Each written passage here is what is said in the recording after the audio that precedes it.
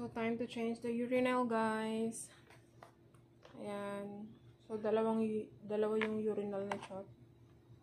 So, this one, puno na. This is overnight.